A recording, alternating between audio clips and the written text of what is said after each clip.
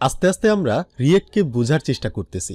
আমরা এর আগের ভিডিওতেও আলোচনা করছি যে রিয়েক্টের প্রজেক্ট বানানোর জন্য আমাদের কিভাবে অর্গানাইজ ওয়েতে, ক্লিন ওয়েতে কম্পোনেন্টগুলো বানাইতে হয়, কম্পোনেন্টগুলো কিভাবে রাখতে হয় এবং কিভাবে প্রতিটা কম্পোনেন্টের জন্য সিএসএস ফাইল তৈরি করতে হয় এবং সেটাকে কম্পোনেন্টের সাথে কিভাবে ইম্পোর্ট করতে হয় বা লিঙ্ক করতে হয়, তারপর কিভাবে স্টাইল করতে হয়, এই রিলেটেড আলোচনা হচ্ছে আমরা করছি। যেহেতু আমরা বিগিনার, এই জন্য হচ্ছে আমরা আস্তে আস্তে সামনের দিকে যাই। আচ্ছা, তো এবার এই ভিডিওতে আমরা আলোচনা করব রিয়েক্টের একটা প্রজেক্ট বানাইতে গেলে আমাদের কিছু জিনিস আছে রিয়েক্টের যেগুলো আমাদের বারবার ইউজ করতে হয়, যে জিনিসগুলো আমাদের বারবার চলে আসে আমাদের সামনে। সো সেই জিনিসগুলো সম্পর্কে আমাদের আগে একটু জানার দরকার।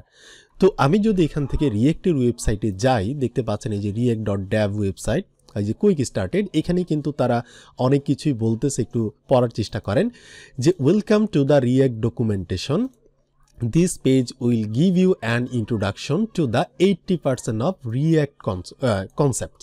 So এই পেজটা কি করতেছে, এখানে আপনার রিয়েক্টের প্রায় 80% কনসেপ্টই আপনাকে দিতেছে, যার কারণে আপনাকে এই ডকুমেন্টেশন একটু ভালো করে দেখার দরকার। Okay, that you will used on a daily basis. যে কাজগুলা রিয়েক্টের মধ্যে ডেইলি বেসিস আমাদের করতে হয়, যেগুলো আমাদের প্রায় লাগে, সেই সকল জিনিসগুলো এখানে দেওয়াই আছে। তো এখানে তারা প্রথমেই বলতেছে যে ইউ উইল লার্ন, তোমাকে যে জিনিসগুলো জানতে হবে মাস্ট বি, সেটা হচ্ছে how to create and next component, মানে কিভাবে কম্পোনেন্ট তৈরি করতে হয়, একটার মধ্যে আরেকটা কম্পোনেন্ট কিভাবে তৈরি করতে হয়, এটাই জাস্ট দেখাচ্ছে। তো আমরা কিন্তু অলরেডি জানি যে রিয়েক্টের মধ্যে কিভাবে কম্পোনেন্ট তৈরি করতে হয় এবং অর্গানাইজ ওয়েতে, ক্লিন ওয়েতে কিভাবে কম্পোনেন্টগুলো রাখতে হয়। সামনে আমরা আরও জানবো, একটা কম্পোনেন্টের মধ্যে আরও একটা কম্পোনেন্ট বানাবো, তার মধ্যে আরও একটা কম্পোনেন্ট বানাবো, যেটাকে বলে নেক্সট কম্পোনেন্ট। ঠিক আছে, যেগুলো আমরা সামনে জানবো। এরপর তারা বলতেছে যে how to add markup and styles, কিভাবে মার্কআপ তৈরি করতে হয় এবং কিভাবে স্টাইল করতে হয়, এইটাও তোমার ডেইলি বেসিসের রুটিনে লাগবে, মানে রিয়েক্টের মধ্যে সবসময় লাগে। তো আমরা দেখছি এর আগের ভিডিওতেই যে কিভাবে সিএসএস ফাইল তৈরি করতে হয়, স্টাইল করতে হয়, এবং মার্কআপটা হচ্ছে ওই যে রিটার্নের মধ্যে আমরা যে জেএসএক্সটা লিখি সেটাকেই বলে এইচটিএমএল টাইপের, সেটাকেই বলে মার্কআপ, আর কিছুই না। এরপর হাউ টু ডিসপ্লে ডেটা, যে আমরা ডেটাগুলো ডিসপ্লে করতে পারতেছি কিনা। সো আমরা কিন্তু পারতেছি, যে এখানে ডিসপ্লে করতে পারতেছি, বাট এগুলো হচ্ছে স্ট্যাটিক ডেটা, ডাইনামিক ডেটাগুলো কিন্তু আমরা এখনো দেখি নাই। সো আমরা এর পরের ভিডিওতে আমরা একটু জানার চেষ্টা করব। ঠিক আছে, এরপর দেখতে পাচ্ছেন যে how to render condition and leads. So এই জিনিসগুলো আমরা জানবো। এইখানে দেখেন আরও দুইটা জিনিস আছে, যেটা হচ্ছে how to respond two events and update the screen. So event, ওই যে আমরা ডমের মধ্যে দেখে আসছি না, ইভেন্ট অনেকগুলো আছে, ক্লিক ইভেন্ট আছে, মাউস ইভেন্ট আছে, কিবোর্ডের ইভেন্ট আছে। তো এই ধরনের ইভেন্ট আমাদের জানতে হবে। এবং আরেকটা বিষয় জানতে হবে, how to share data between components, যেটা আমরা এর পরের ভিডিওতে আলোচনা করব, যে একটা কম্পোনেন্টের ভিতর থেকে আরেকটা কম্পোনেন্টের মধ্যে কিভাবে ডেটা, ডাইনামিক ডেটা পাস করতে হয়, একাধিক কম্পোনেন্টের মধ্যে কিভাবে ডেটা সাপ্লাই করতে হয়। ঠিক আছে, তো এই ভিডিওতে আমরা জাস্ট একটু জাভাস্ক্রিপ্টের ইভেন্ট নিয়ে একটু আলোচনা করার চেষ্টা করি। তো এই জন্য আমি এখানে চলে গেলাম।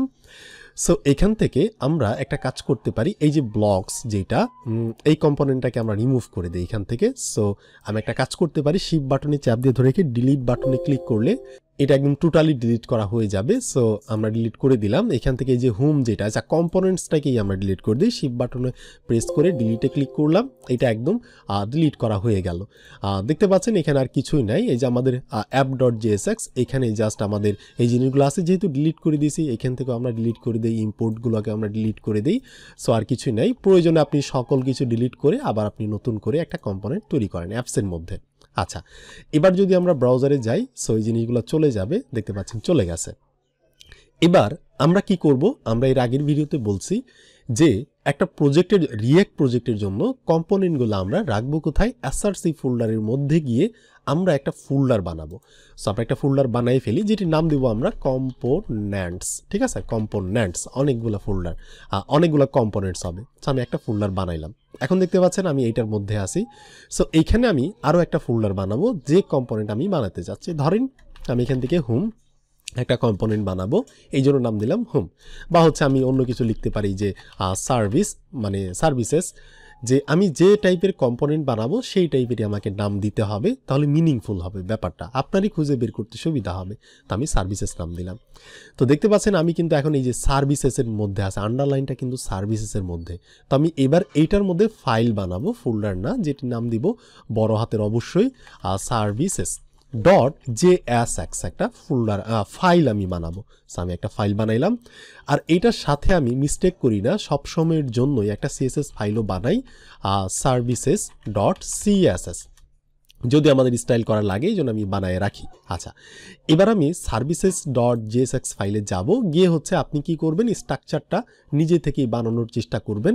বাট আমি যেহেতু এক্সটেনশন ইউজ করছি, সো আমি এই জন্য বলতে পারি RAFC, তাহলে আমাকে অটোমেটিক একটা স্ট্রাকচার দিয়ে দিবে। তবে আপনি বিগিনার যেহেতু, এই জন্য আপনার উচিত আপনি সবসময় এমনিতেই লিখেন, ইম্পোর্ট করবেন রিয়েক্টটাকে, তারপর হচ্ছে একটা ফাংশন লিখবেন, আর কিছুই না, ভিতর থেকে রিটার্ন করবেন, আর এটাকে এক্সপোর্ট করে দিবেন, শেষ কাজ আপনার। আচ্ছা, তো এটার মধ্যে আমি এমনিতেই কিছু একটা লিখতে পারি যে সার্ভিসেস কম্পোনেন্ট, ঠিক আছে, কম্পোনেন্ট, ওকে, সার্ভিসেস কম্পোনেন্ট এমনিতে আমরা লিখলাম। এটা কিন্তু আমরা অ্যাপের মধ্যে পাবো না এখনই, কারণ আমরা অ্যাপের মধ্যে এটাকে এখনো ইম্পোর্ট করি নাই। সো আমি ইম্পোর্টও করে নেই। এইভাবে হচ্ছে আমি সার্ভিসেসটা লিখলে এই যে সার্ভিসেস কম্পোনেন্ট এখানে দেখাচ্ছে এই যে এইটা, তো আমি এন্টারে ক্লিক করতে পারি বা ক্লিক করতে পারি, অটোমেটিকভাবে আমার এখানে ইম্পোর্ট করা হয়ে গেল, আর ট্যাগটাকে আমি ক্লোজ করে দিই। সো এবার যদি আমি অ্যাপে যাই, সার্ভিসেস কম্পোনেন্ট এটা কিন্তু আমরা দেখতে পাচ্ছি। আচ্ছা, তো এবার আমি যে কাজটা করব, এবার হচ্ছে আমি একটু ক্লিক ইভেন্ট টাইপের একটু কাজ করার চেষ্টা করব, যে রিয়েক্টের মধ্যে কিভাবে করতে হয়।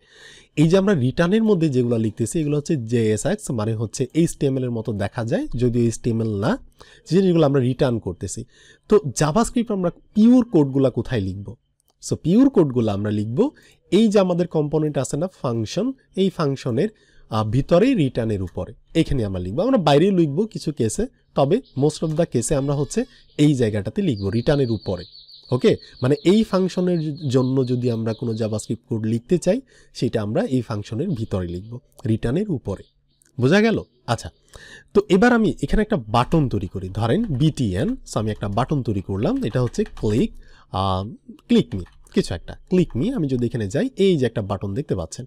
সো এই বাটনের চাইলে আপনি স্টাইল করতে পারেন, এখান থেকে আমি একটা আইডি বা ক্লাস দিতে পারি। ক্লাস দিতে গেলে আমাদের কি লিখতে হবে?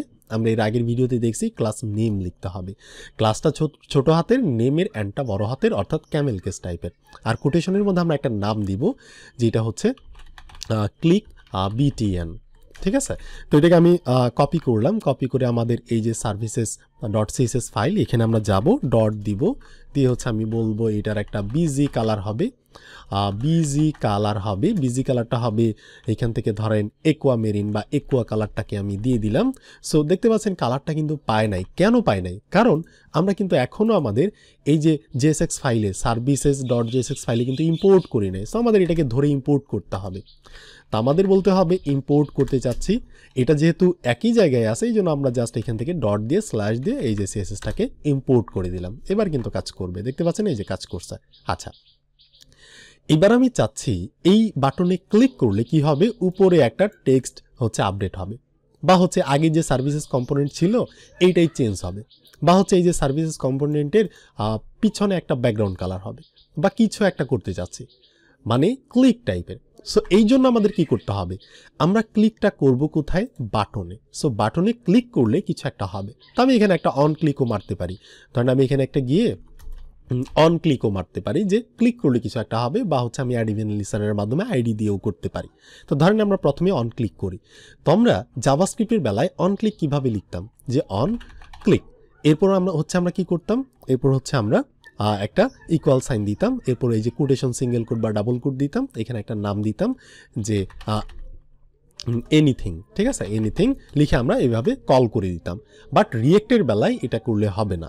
রিয়েক্টের বেলায় আপনাকে যেটা করতে হবে, সো এই যে, আচ্ছা আমি এটাকেই রাখি, রিয়েক্টের বেলায় যেটা করতে হবে, অন ক্লিক এইভাবে লিখলে হবে না। অন ঠিক আছে, ক্লিকের প্রথম যে সিটা আছে এটাকে বড় হাতের করে দিতে হবে। সো হয়ে গেল। আর এখানে আমরা এই যে কোটেশনের মধ্যে লিখতেছি, এই রিয়েক্টের বেলায় কোটেশনের মধ্যে লিখলে হবে না, এখানে এটাকে ডাইনামিক করতে হবে। ওই যে আমরা কি করতাম জাভাস্ক্রিপ্টের মধ্যে ডলার দিয়ে সেকেন্ড ব্র্যাকেট দিয়ে আমরা ডাইনামিক করতাম ব্যাকটিক ইউজ করে। তবে এখানে আমাদের কি করতে হবে, ব্যাকটিক ইউজ করতে হবে না, ডলার ইউজ করতে হবে না, শুধুমাত্র আমাদের এই যে এইভাবে আমি কোডটাকে কেটে দিলাম, আমাদের সেকেন্ড ব্র্যাকেট এইভাবে দিতে হবে, আর এইখানে গিয়ে সেকেন্ড ব্র্যাকেট, এই যে কোডটাকে কেটে দিয়ে সেকেন্ড ব্র্যাকেট দিয়ে দিলাম, ব্যাস। আর আমরা যে ফাংশনকে আগে কল করে দিতাম সেখানে রিয়েক্টের বেলায় কল করা যাবে না, এতটুকুই ডিফারেন্ট। সো আমি এই কাজটাকে যদি আরেকবার করি, আপনাদের যদি বুঝতে অসুবিধা হয়, আমি বাটনের মধ্যে কি করব, অন ক্লিক লাগাবো। এই জন্য অন ক্লিক, এই যে অন ক্লিক যেটা আছে দেখেন আমাকে কিন্তু অটোমেটিক স্ট্রাকচারটাই দিয়ে দিছে। অন ক্লিক, অনটা ছোট হাতের, ক্লিকের সিটা বড় হাতের, ইকুয়াল সাইন দিয়ে জাস্ট আমাদের ডাইনামিকের জন্য সেকেন্ড ব্র্যাকেট দুইটা। আর এইটার মধ্যে আমরা কি করব, ফাংশনের নাম দেখবো। চলেন আমরা ফাংশন একটা আগে বানাই ফেলি এখানে। সো আমি একটা ফাংশন তৈরি করতে পারি, নর্মাল ফাংশনই তৈরি করলাম, যেটির নাম দিব যে আপডেট। ঠিক আছে, আপডেট। সো আমরা এইভাবে আপডেট একটা ফাংশন তৈরি করলাম। তো এবার ফাংশন নাম কি, আপডেট। এটাকে আমি কপি করে এই যে অন ক্লিকের মধ্যে এই জায়গাটাতে বসাই দিলাম। বাট আমরা কল করব না, কল করলে কিন্তু এটা আগেই কল হয়ে যাবে, রিয়েক্টের মধ্যে কল করতে নাই, জাস্ট আপনি নামটা বসায় দিবেন। ঠিক আছে, তো ধরেন আমি কিছু একটা করতে চাচ্ছি, তো আমি যে কাজটা করবো, ধরেন প্রথমে আমি একটা অ্যালার্টই দিই, যে অ্যালার্ট, এখানে অ্যালার্ট করলাম, যদি কেউ এই বাটনে ক্লিক করে তাহলে হবে একটা অ্যালার্ট হবে যে কিছু একটা আই এম অ্যালার্ট। ঠিক আছে, এই টেক্সটটা অ্যালার্ট হিসেবে কাজ করবে। তো আমি এখানে যাই, আপাতত কিছু নাই, রিলোড মারতেছে কিছু নাই। আমি যদি এই বাটনে ক্লিক করি তাহলে কিন্তু হচ্ছে, আচ্ছা রিলোড হইতে দেরি হয়েছিল, সো আমি যদি ক্লিক করি তাহলে কিন্তু হচ্ছে আমরা এই যে একটা অ্যালার্ট পেয়ে যাচ্ছি যে আই এম অ্যালার্ট। ঠিক আছে, রিলোড মারলে কিন্তু আবার হচ্ছে না অ্যালার্ট, ক্লিক করার পরেই কিন্তু আই এম অ্যালার্ট। সো এই জিনিসটা আসতেছে। তো এই জিনিসটা যদি আসে, তো আমি একটা কাজ করতে পারি, এই যে আমাদের এই যে সার্ভিস কম্পোনেন্ট, এখানে আমি একটা আইডি দিয়ে ধরতে পারি, এটাকে আইডি, এটির নাম হচ্ছে যে সার্ভিস কম্পো। ঠিক আছে, কম্পো। তো এই জিনিসটাকে আমি এখান থেকে কপি করব, এখান থেকে কপি করে আমি এখানে যাব, এরপর আমি বলবো document dot get element by ID, আইডির সাহায্যে আমি কি করতে চাচ্ছি, এই যে সার্ভিস কম্পোটাকে ধরতে চাচ্ছি। তো সো ধরার পর আমি একটা কাজ করব, এটাকে একটা ভেরিয়েবলের মধ্যে রেখে দিব। সো আমি এখানে বলতে পারি কনস্ট্যান্ট, এটা হচ্ছে ধরেন সার্ভিস কম্পোই থাকবে, এই যে হাইফেনটাকে কেটে দিয়ে এইভাবে আমি করলাম, একটা ভেরিয়েবলের নাম আমি দিলাম। আচ্ছা, সো এবার আমরা যে কাজটা করব, আমি এখানে গিয়ে বলবো যে এই যে সার্ভিস কম্পো যে আছে এইটার ডট ইনার টেক্সট হিসেবে আমরা সেট করব একটা জিনিসকে, সেটা হচ্ছে কিছু একটা, যে hello I am next compo. ঠিক আছে, নেক্সট কম্পো, এই জিনিসটাকে আমরা সেট করে দিব। তাহলে দেখেন আমরা যখন বাটনে ক্লিক করতেছি তখন এই ফাংশনটা আসতেছে, ফাংশনের মধ্যে যে কাজটা আছে সেটা করতেছে, আর কিছুই না। এবার যদি আমি এখানে যাই, যদি রিলোড মারতে হবে না, যেহেতু এটা হচ্ছে হট রিলোড টাইপের, ক্লিক করলাম, দেখতে পাচ্ছেন hello I am next compo, জিনিসটা কিন্তু চেঞ্জ হয়ে গেছে। সো আমি রিলোড করলাম, আবার চলে গেছে, এই জিনিসটা আছে। আমি যদি আরেকবার ক্লিক করি, সো এটা হইতেছে। তো এতটুকু ভিডিও থেকে আমরা বুঝলাম যে আমরা জাভাস্ক্রিপ্টের কোডগুলা করব কোথায়, এই ফাংশনের জন্য বা এই কম্পোনেন্টের জন্য যদি আমরা জাভাস্ক্রিপ্টের কোড লিখি, সেটা আমরা লিখব এই কম্পোনেন্টের ভিতরে, মানে ফাংশনের ভিতরে, কিন্তু রিটার্নের আগে আমরা এখানে লিখব। আর যদি আমরা অন ক্লিক ইউজ করতে চাই, এই জন্য আমাদের কি করতে হবে, অন ক্লিক জাভাস্ক্রিপ্টের বেলায় যেভাবে লিখতাম জাস্ট হালকা একটু ডিফারেন্ট আছে, যেমন অনটা ছোট হাতের, ক্লিকের সিটা বড় হাতের। আর এখানে আমাদের ডাইনামিক করার জন্য একটা জিনিসকে দিতে হয় সেকেন্ড ব্র্যাকেট, আর এটার মধ্যে আমরা ফাংশনকে কখনোই কল করব না। সো এতটুকু জিনিসকে আপনাকে মনে রাখতে হবে, এই আর কিছু না। আর ক্লাস নেমের বেলায় আমরা দেখছিলাম যে একটু চেঞ্জ, ক্লাসটা ছোট হাতের, নেমের অ্যান্ডটা বড় হাতের। তো এরকম আরও অনেক কেস আছে যেটা আমরা আস্তে আস্তেই জানবো, আমরা যতই সামনে যাব ততই জানবো। তো এই ভিডিওর সামারি হচ্ছে, আপনি জাস্ট দেখেন যে এইখানে আমাদের জাভাস্ক্রিপ্টের কোড করতে হয়, আর এইখানটাতে হচ্ছে আমরা কি করি, জাস্ট একটা জিনিসকে রিটার্ন করি। মানে জাভাস্ক্রিপ্টের কাজ কারবার করার পরে সে কি করে, দিন শেষে তো একটা জিনিসকে রিটার্ন করে। তো এখানে আমরা আমাদের যত কাজ করার করব, যত কোড করার করব, দিন শেষে আমরা রিটার্ন করে দিব একটা ডিভকে, আর সেই ডিভের ভিতরে আমরা প্যাটের ভিতরে মাল্টিপল জিনিসকে আমরা মানে রাখবো, কাজ করব।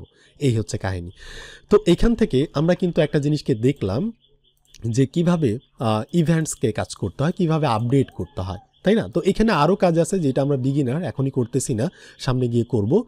তো এর পরের ভিডিওতে আমরা আলোচনা করব how to share data between components, অনেকগুলা একাধিক কম্পোনেন্টের মধ্যে কিভাবে ডেটা শেয়ার করতে হয়, ডাইনামিক ডেটা। যেমন ধরেন আমার এখানে একটা ডেটা আছে, ঠিক আছে, এখানে একটা ডেটা আছে। সো এই ডেটাটাকে আমি চাচ্ছি এই কম্পোনেন্টের মধ্যে থাকবে, এরও পরের কম্পোনেন্টে চলে যাবে। তো এইরকম হচ্ছে, তার সেখান থেকে আমি আরেকটা কম্পোনেন্টে নিয়ে যাইতে চাচ্ছি। তো এইভাবে কিন্তু আমরা করতে পারি। তো এই কাজটা কিভাবে করতে হয় এবং কিভাবে লুপ চালাইতে হয়, এই জিনিসটাও কিন্তু আমাদের একটু দেখার দরকার আছে। ঠিক আছে, সো যে আমরা দেখে আসছিলাম জাভাস্ক্রিপ্টের মধ্যে ম্যাপ লুপ, ঠিক আছে, ফর লুপ, সো এই জিনিসগুলো কীভাবে চালাইতে হয়। সো রিয়েক্টের মধ্যে কিন্তু আমরা বেশিরভাগ ম্যাপ লুপ নিয়ে কাজ করব এবং এপিআই নিয়েও আমরা দেখাবো যে কিভাবে এপিআই ডেটাগুলোকে শো করাইতে হয়। তো এই ভিডিওটা এখানেই থাকলো, আপনার সাথে আমার দেখা হচ্ছে, কথা হচ্ছে নেক্সট ভিডিওতে।